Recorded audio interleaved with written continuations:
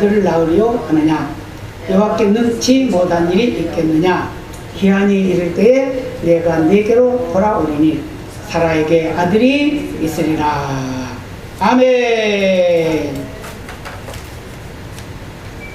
그냥 틀어놓으세요. 더워요.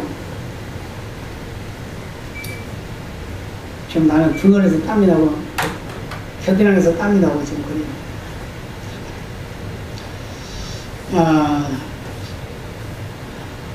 여자분들은 좀 간단하게 옷을 입으니까 덜 더울 수도 있지만 남자는 이 목줄을 매가지고 상당히 덥습니다.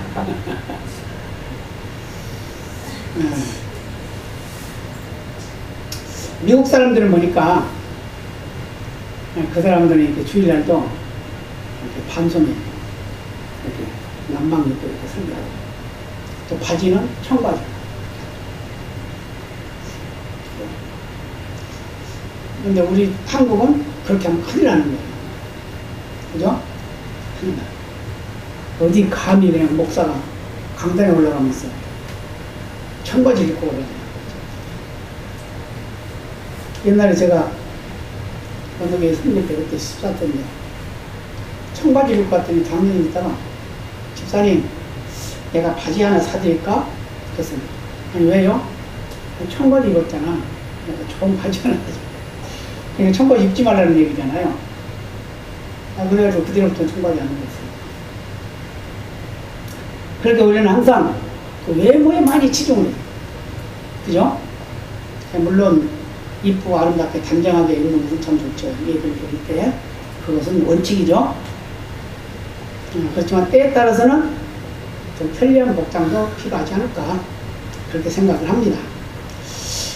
그거는 이제 그냥 덥다는 거 풍경을 하는 말이고, 자, 오늘부터 이제 또 뭐 하나님이 우리를 웃게 하신다는 거예요. 웃읍시다. 아무리 성질이 나도 교회 와서는 웃어야지. 그죠? 밖에서 성질 났든 말았든 그거는 뭐 상관없어요.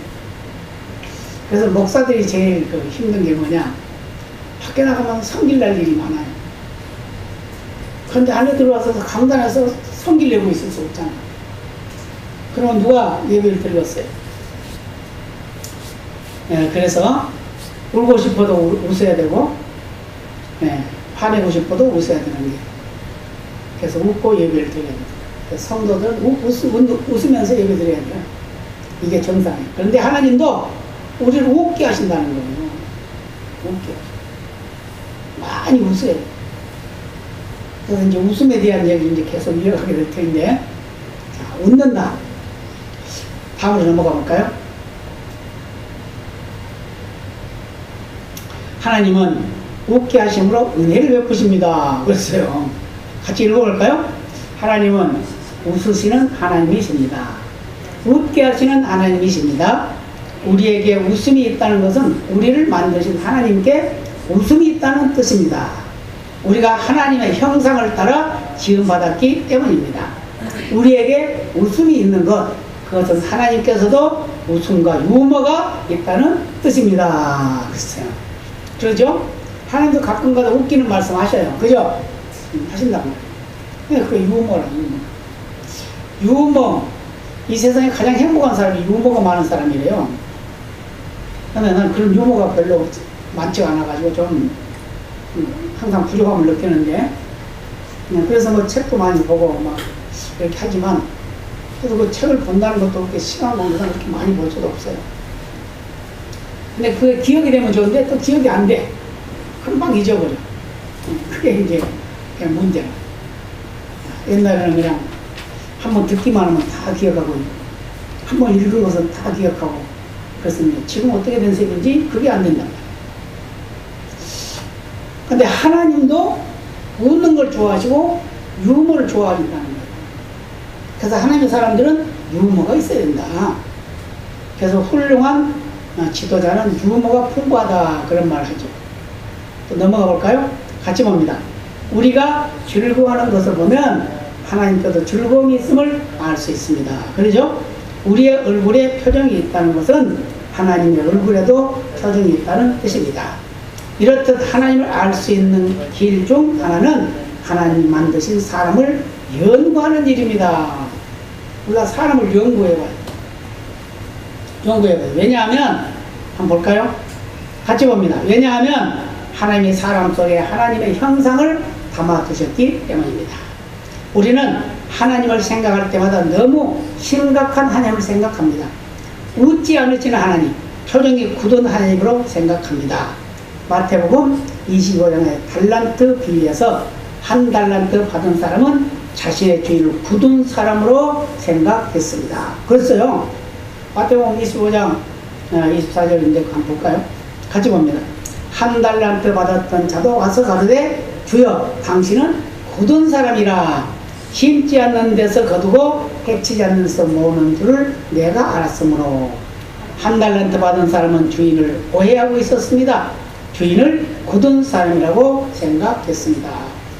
여기서 말하고 있는 것은 여기에 사람이 아니에요. 사실은 그 의미는 뭐냐면 하나님을 말하고 있는 거예요. 하나님과 우리의 관계를 말하고 있는 거예요. 이 주인은 하나님이시고 달란트 받은 사람들은 우리를 말하는 거예요. 그러니까 하나님과 우리와 관계 속에서 5달란트 받은 사람, 2달란트 받은 사람, 1달란트 받은 사람이 있단 말이에요. 근데 이 달란트라는 건 재능을 말해요. 재능. 그 사람에 대한 은사 뭐 이런 걸 말하는 거예요. 근데 5달란트는 5달란트만큼의 재능이 있다는 거예요.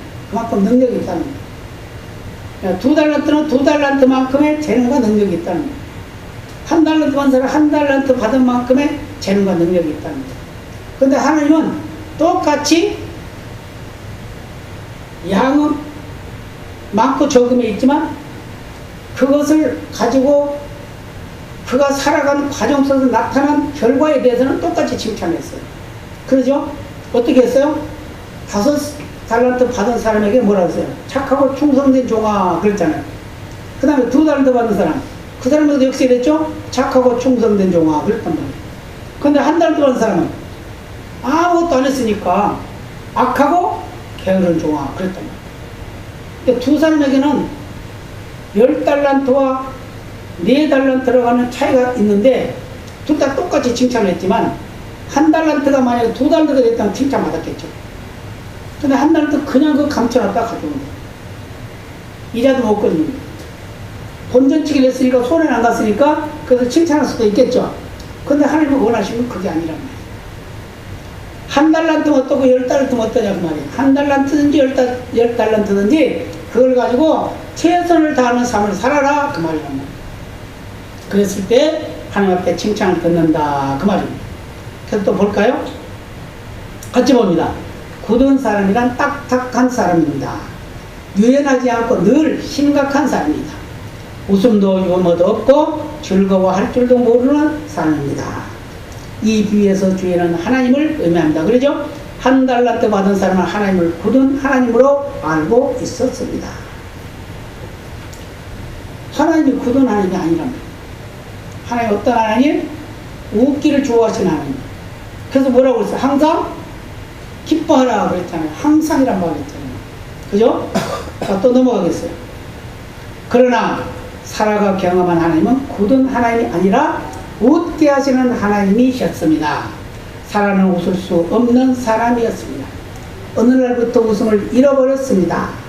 사라가 애굽에서 데리고 온 여종 하갈을 아브라함에게 내어준 날 하갈이 아브라함을 위해 아들을 잉태하고 주인인 자신을 멀리하던 멸시하던 그날부터 그녀는 웃음을 잃었습니다.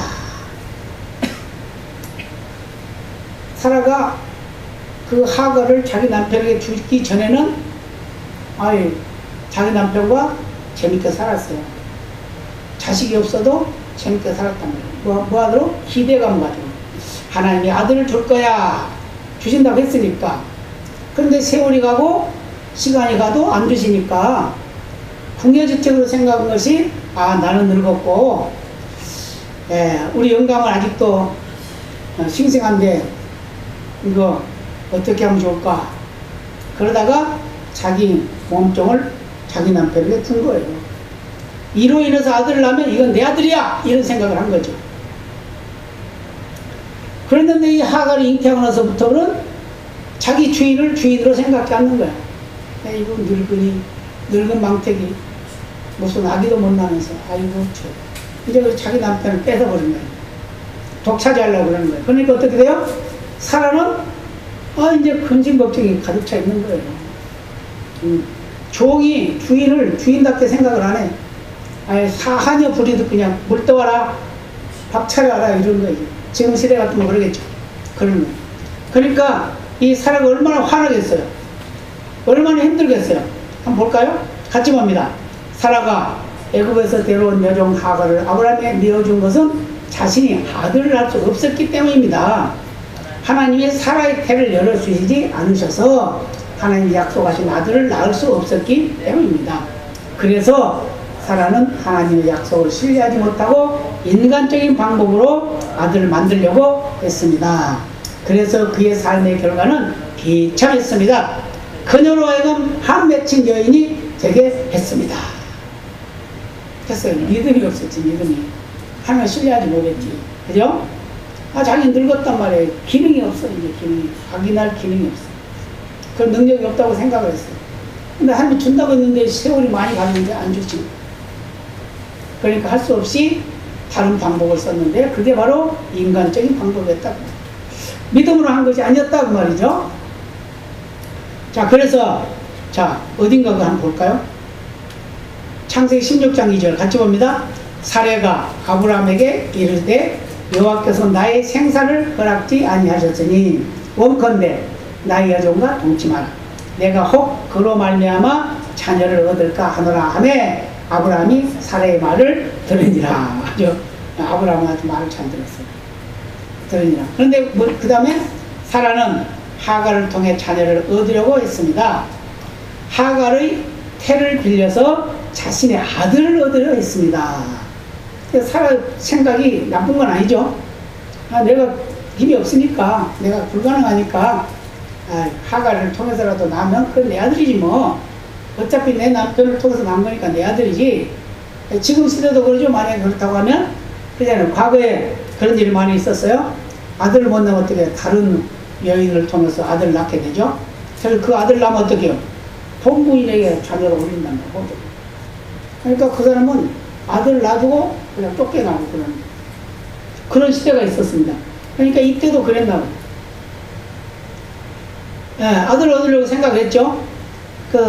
창세기 16장 1절부터 5절까지 한번 볼까요? 같이 봅니다. 아브라함의 사례는 생살지 못하였고 그에게 한 여종이 있으니 애굽 사람이요 이름은 하갈이라. 사례가 아브라함에게 이르되 여호와께서 나의 생산을 허락지 아니하셨으니 원컨대 나의 여종과 동침하라. 내가 혹 그로 말미암아 자녀를 얻을까 하노라 하매 아브라함이 사례의 말을 들으니라. 아브라함의 아내 사례가 그 여종 애굽 사람 하갈을 가져 그 남편 아브라함에게 첩으로 준 때는 아브라함이 가나안 땅에 거한 지 10년 후였더라. 아브라함이 하갈과 동침하였더니 하갈이 잉태하매 그가 자기의 잉태함을 깨닫고 그 여주인을 멸시한지라. 그랬죠?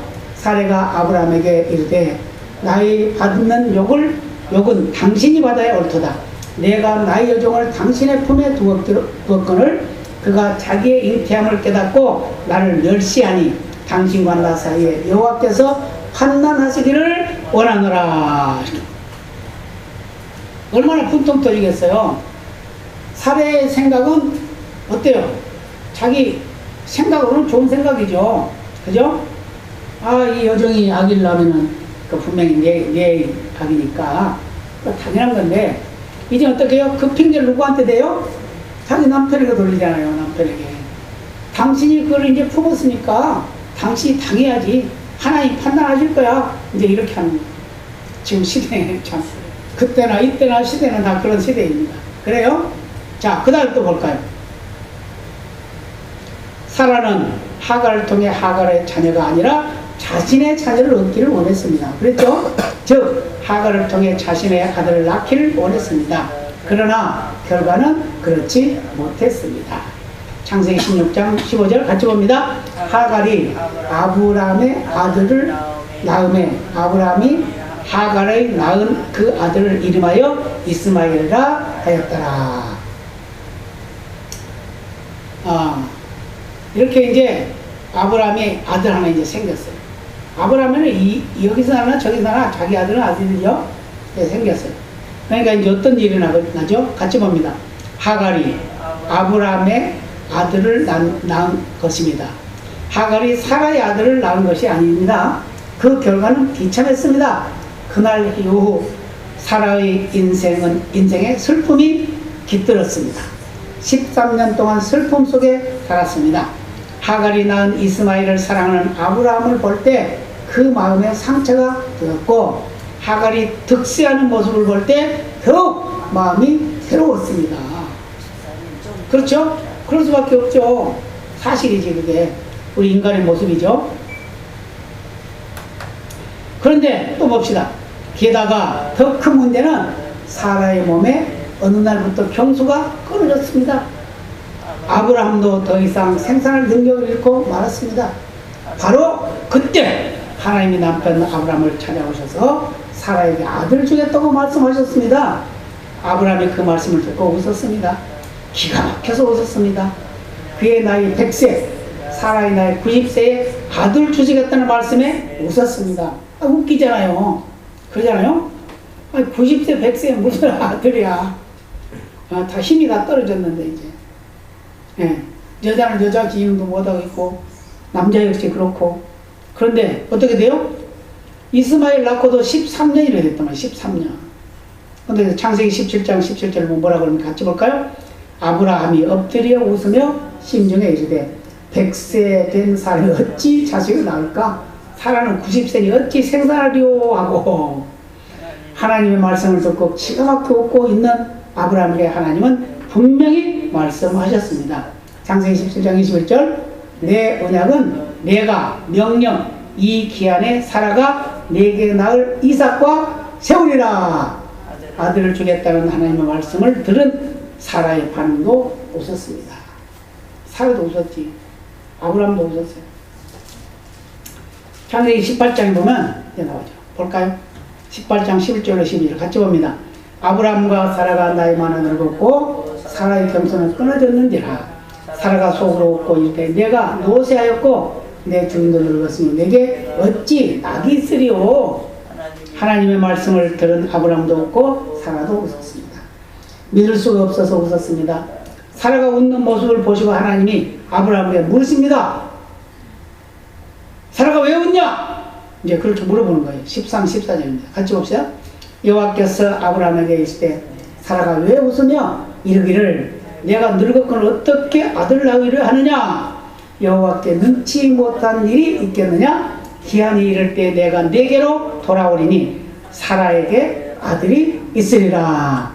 왜 웃느냐고 다그치시는 하나님을 두려워한 사라는 자신이 웃었다는 사실을 인정하지 않습니다. 아니요, 나 안 웃었어요. 그런 거예요. 너 웃었지? 아니요, 안 웃었어요. 근데 이제 뭐라고 할까요, 이제?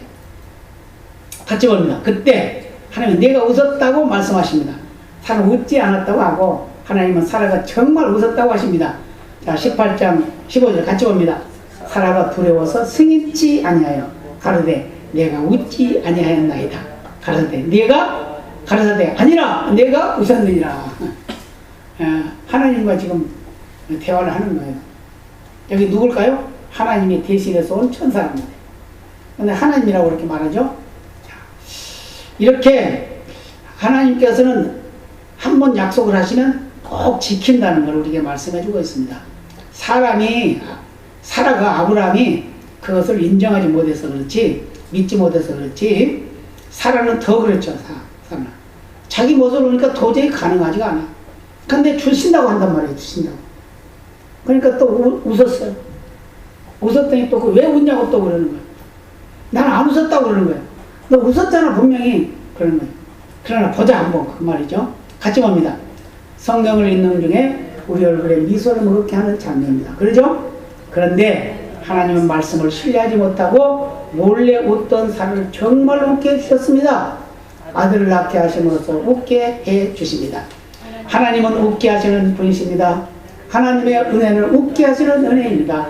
하나님은 어떻게 아브라함과 사라를 웃게 하셨을까요? 웃게 하시는 하나님을 만나보시기 바랍니다. 이제 하나님 어떻게 웃게 하는가 봤나 봐요. 예. 하나님 우리가 웃는 걸 좋아하셔요. 그죠? 믿으시죠? 우리가 찡그리고 있으면 싫어한단 말이에요. 예배 드릴 때 찡그리고 있으면 하나님이 싫어해. 하나님이 싫어하기 전에 목사도 싫어요. 또 찡그리고 있는 거. 얼마나 설교하다가 하고 싶지 않을 때가 있어. 찡그리고. 그래요. 그렇지만 그걸 가지고 표현할 수도 없고, 또 표현하면 또 안 나올까봐. 그래, 그러니까 그냥 넘어가는 거예요. 자, 볼까요? 하나님은 약속을 성취시켜 주심으로 웃게 하십니다. 어떻게 웃게 하신다고요? 약속을 이루어 주심으로 웃는다는 거예요. 같이 볼까요? 하나님은 약속을 지키십니다. 하나님은 아브라함이 75세 되었을 때 그에게 아들 주실 것을 약속하셨습니다. 그러나 아브라함과 사라는 약속을 믿고 기다리지 못했습니다. 그래서 하갈을 취해 이스마엘을 낳았던 것입니다. 이스마엘은 약속의 자녀가 아니었습니다. 약속의 자녀가 아니었다는 거예요. 하나님은 사라를 통해서 아들을 낳기를 원했는데 이들이 자기들의 방법을 가지고 이스마엘을 낳은 거예요. 그러니까 하나님 아니다 그러는 거예요. 자, 볼까요? 하나님의 약속은 사라를 통해 아들을 낳을 것을 약속하셨습니다. 하나님은 그 약속의 말씀을 지키셨습니다. 창세기 21장 1절로 3절 같이 봅니다. 여호와께서 그 말씀대로 사라를 권고하셨고 여호와께서 그 말씀대로 사라에게 행하셨으므로 사라가 잉태하고 하나님의 말씀하신 기한에 미쳐 늙은 아브라함에게 아들을 낳으니 아브라함이 그 낳은 아들 곧 사라가 자기에게 낳은 아들을 이름하여 이삭이라 하였고. 아니 우습고 불가능하다고 생각했는데 맞잖아. 하나님이 하시는 거 하실 수 있다는 거죠. 자, 예수님이 동정녀 마리아에게서 나온 거 믿으십니까? 진짜 믿어요? 아니, 어떤 사람 안 믿더라고. 어떤 집사래 집사. 그런데 물어봐요. 목사님 있잖아요. 내가 하나님 살아있는 걸 믿어요. 그런데요, 어떻게 처녀가 아기를 낳아요? 그건 안 믿어지고요. 또 한 가지는 홍해가 어떻게 갈려서 그걸 사람이 건너가요? 그거 안 믿어져요. 성경대로 믿으면 됩니다. 그럼 뭐라고 할 거예요? 내가 뭐 보여줄 거야, 뭐 할 거야? 그죠? 성경대로 믿으면 됩니다. 성경대로. 성경이 그렇다 그러면 그렇게 믿으면 되는 거예요. 그런데 이제 비평가들 그러죠? 논리적이지 않다. 논리적이지 않다. 과학적이지 않다. 그런데요, 창조과학에 들어가면요, 그 과학자들이 뭐라고 고백하는 줄 아세요? 과학을 계속 연구하면 연구할수록 하나님의 창조의 원리가 드러난다는 거예요. 정말 신기하다는 것입니다. 과학으로 밝혀지면 밝혀질수록 하나님의 그 창조의 섭리가, 그 원리가, 그 능력이 오묘하다는 거예요. 오묘해. 우리 사람을 봐요, 사람 우리가 이 세상에 태어나가지고 살아가는 모든 과정 속에서 움직이는 모든 것들이 누군가 그 움직이게 만들어놨다는 거예요. 그래서 의사들도 이제 그런 걸 고백한다고 그러잖아요. 우리의 몸을 연구를 해볼수록 신기하고 놀랐다는 거예요. 그래서 기기묘묘하다고 그래요. 기기묘묘. 이렇게 이제 결론적으로 뭐가 나왔어요? 이삭이라고 하는 아들을 낳게 되죠. 이삭이라는 이름은 뭐라고요? 웃습니다. 웃습니다. 같이 봅니다. 이 말씀을 묵상할 때마다 그 말씀대로라는 단어는 하나님은 그 말씀대로 사라를 권고하셨습니다. 권고하셨고라는 말씀은 하나님이 사라에게 은혜를 베푸셨다는 말씀입니다. 하나님은 그 말씀대로 사라를 권고하셨고 그 말씀대로 사라에게 행하셨습니다. 하나님은 약속하시고 말씀하시면 꼭 실행하신다는 거예요. 아멘입니다. 우리가 지금 어렵고 힘들고 고통스럽고 아파도 우리의 믿음이 문제지. 우리의 믿음이 문제지. 우리의 믿음만 굳건하면 하나님은 꼭 이루실 줄로 믿습니다. 요즘에 저는 그래요. 정말 힘들고 어렵잖아요. 보통 어려운 게 아니잖아요. 그런데 점점 내 믿음은 굳건해지는 거야. 하나님이 이대로 그냥 멈추지 않을 거야. 하나님은 분명히 이루실 거야. 막 이런 생각이 자꾸 드러나는 거야. 자꾸 내 마음속에서 막 우러나는 거야. 그래서 막 다른 사람들 보면 아이고 큰일 났네. 어떡하지? 막 이런 생각. 자, 또 넘어가겠습니다. 같이 볼까요? 그리고 말씀하신 기한에 미처 아들을 낳게 하셨습니다. 하나님은 약속의 말씀을 꼭 성취하십니다. 하나님이 정확한 때 약속의 말씀을 성취하십니다. 우리가 꼭 붙잡아야 할 것은 약속의 말씀입니다. 하나님의 말씀은 결코 실패하지 않습니다. 그래서 하나님은 실수하지 않는다고 그러죠? 실수하지 않아요. 하나님은 실수할 수 없는 분이라는 거예요. 우리가 어떤 시련이 오고 환난이 오고 아픔이 고통이 오고 죽음을 당한다 하더라도 하나님의 뜻은 이루어진다 그 말이에요. 아멘입니다. 그래서 자 볼까요? 하나님의 입에서 나오는 말씀은 하나님의 뜻을 이루십니다. 하나님의 말씀은 형통합니다. 이사야 55장 11절입니다. 같이 볼까요? 내 입에서 나가는 말도 헛되이 내게로 돌아오지 아니하고 나의 뜻을 이루며 나의 명하여 보낸 일에 형통하리라. 아멘. 이 말씀의 배경이 뭐냐면 사람들이 자꾸 의심을 하는 거예요. 그러니까 하나님 뭐라고 하냐면 하늘에서 비와 눈이 내려가지고 땅을 적시고 그것이 싹이 나게 하고 자라게 하는 것 같이 내 말도 너희들에게 가서 그대로 이루어진다는 거예요. 그러니까 그걸 믿으면 무슨 복을 받는다? 형통의 복을 받는다. 아멘입니다. 그래서 21장 1절로 7절 같이 봅니다. 여호와께서 그 말씀대로 사라를 권고하셨고 여호와께서 그 말씀대로 사라에게 행하셨으므로 사라가 잉태하고 하나님 말씀하신 기한에 미쳐 늙은 아브라함에게 아들을 낳으니 아브라함이 그 낳은 아들과 사라가 자기에게 낳은 아들을 이름하여 이삭이라 하였고 그 아들 이삭이 난 지 8일 만에 그가 하나님의 명대로 할례를 행하였더라. 또 5절부터 아브라함이 그 아들 이삭을 낳을 때 벳세라 사라가 가로되 하나님이 나로 웃게 하시니 듣는 자가 다 나와 함께 웃으리로다. 또 가로되 사라가 자식들을 젖먹이겠다고 누가 아브라함에게 말하였으려마는 아브라함 노경에 내가 아들을 낳았도다 하니라. 아멘. 지금 사라는 지금 포기했던 자기의 인생을 다시 바꾸는 거예요. 이제 어떻게 돼요? 하갈이 부럽지가 않아요. 이스마엘이 부럽지가 않아요. 왜요? 이스마엘은 본 자손이 아니란 말이에요. 하나님이 원하는 하나님의 계보를 이을 자가 아니란 말이에요. 그래서 나중에 이스마엘과 이삭이 이제 막 싸우잖아요. 어떻게 싸워요? 이스마엘이 형이니까 자꾸 놀려.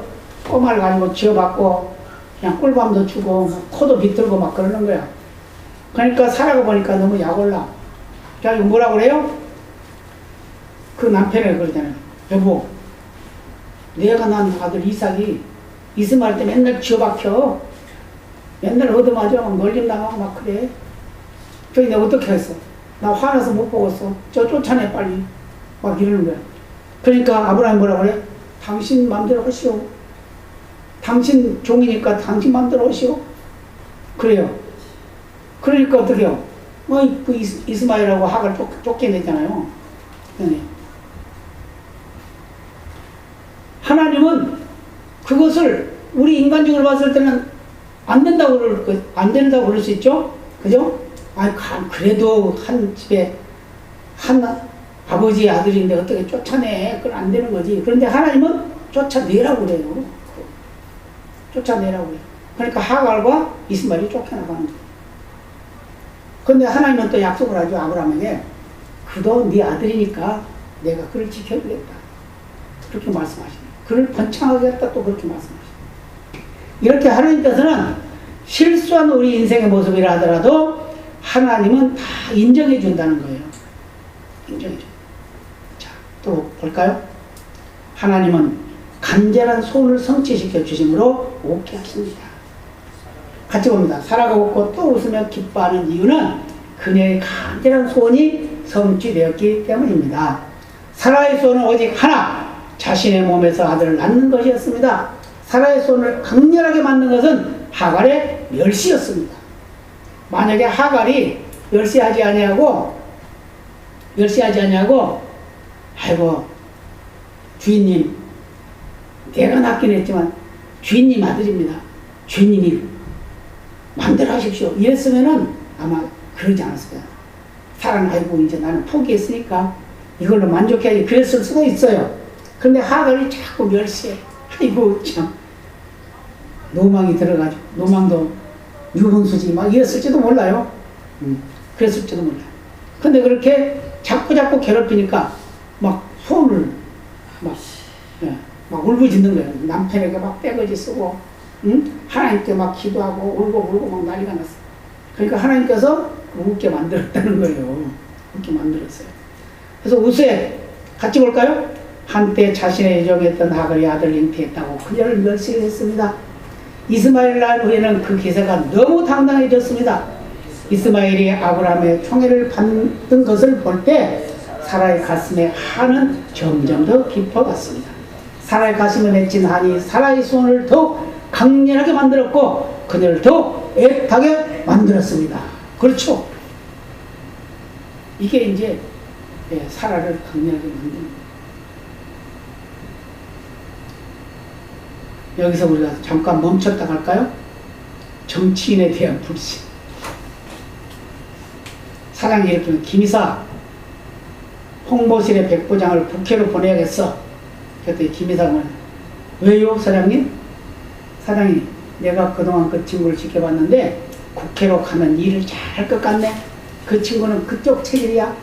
김이사, 그렇게 결정하셨다면 잘 됐군요. 앞으로 로비하는 데는 별 어려움이 없겠네요. 사장님은 아니, 그게 아니고 그 사람 거짓말이 수준급이잖아. 좀 풍자도 잘했죠?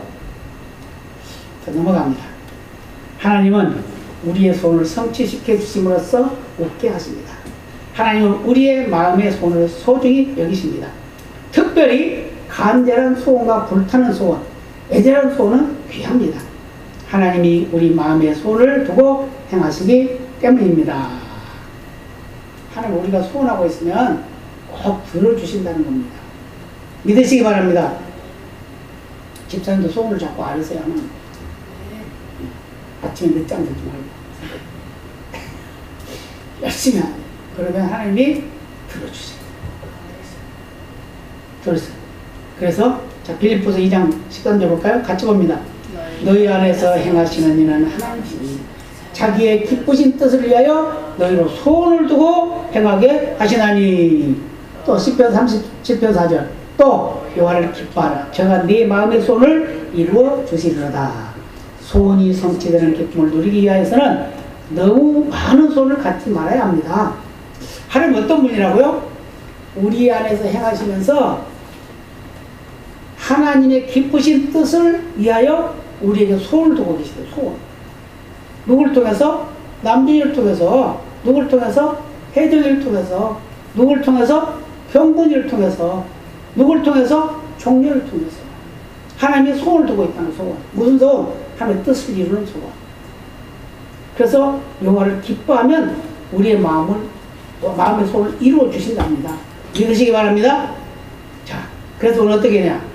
많은 것을 가지고 하지 말고 한두 가지 정말 중요한 것을 가지고 기도하라는 거예요. 같이 볼까요? 한두 가지 강렬한 소원을 가지시기 바랍니다. 앉아도 서도 눈을 감아도 눈을 떠도 늘 생각나는 강렬한 소원을 가지십시오. 자신의 욕심이 아니라 하나님의 마음을 따라 소원을 가져야 합니다. 욕심이 가득 찬 소원이나 너무 많은 소원을 갖다 보면 요술램프를 발견한 어떤 청년같이 됩니다. 요술램프, 이것만 하고 이제 마치겠어요. 요술램프 아시죠? 요술램프. 요정아 나와서 내 손을 들여다보고 그럼 쏙 나와서 들어주면 그런 거 있죠? 네, 그거 이제 그런 비슷한 게 있어요. 같이 볼까요? 한 청년이 들길을 가고 있었습니다. 한참 가다 보니 요술램프가 떨어져 있었습니다. 요술램프를 막 문지르니까 요정이 튀어나왔습니다. 청년에게 요정이 말했습니다. 당신의 소원이 있으면 딱 하나만 말하시오. 그러면 내가 들어주겠소.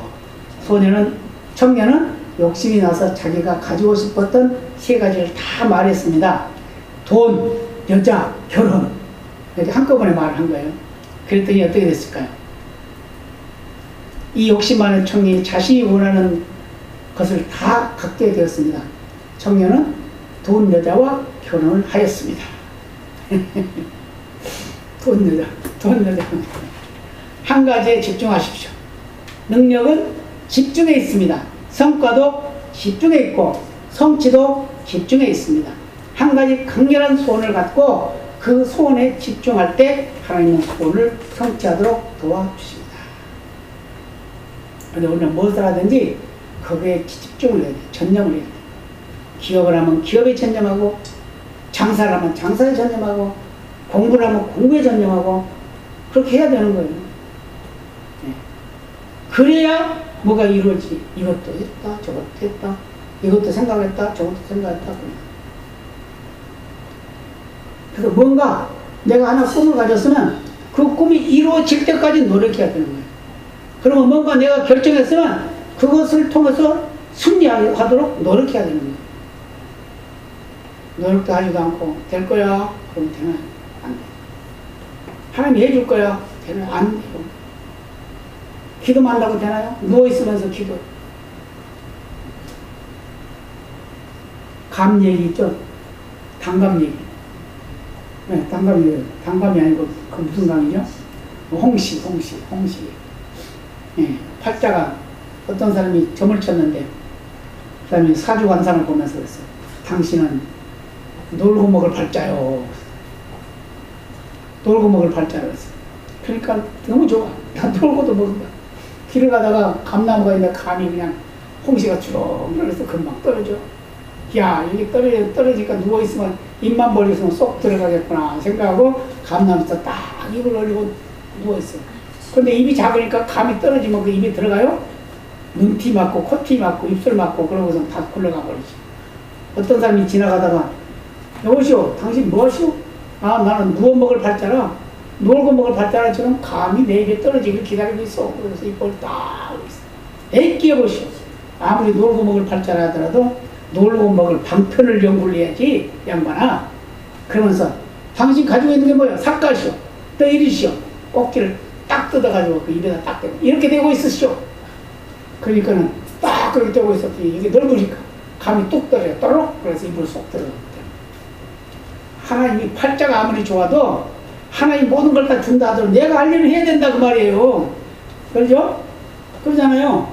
내가 할 일을 하면서 하나님 줄 거야. 그러고서 뭘 주냐고요? 뭐 돈을 덩어리로 갖다 줘요? 그 말도 안 되는 거지. 하나님은 돈을 덩어리로 또 갖다 줬어요. 김지도한테 김지 쏴야 너 5천만 얼른 갖다 주나? 있어야 갖다 주지. 안 갖다 준단 말이에요. 그러니까 우리는 할 방편을 해야 돼. 방편은 내가 하는 거예요. 그래서 기도도 구하라, 찾으라, 두드려. 그게 그냥 기도만이 아니란 말이에요. 구하는 건 기도야. 하는 거야. 그러니까 찾는 것은 뭐예요? 기도했으니까 행동해야 되는 거예요. 행동하니까 어떤 결과가 나오죠? 그게 내 걸 만드는 거란 말이에요. 그래서 그런 믿음에 아름다운 열매가 있어야 될 줄로 믿습니다. 다 같이 기도하시겠습니다.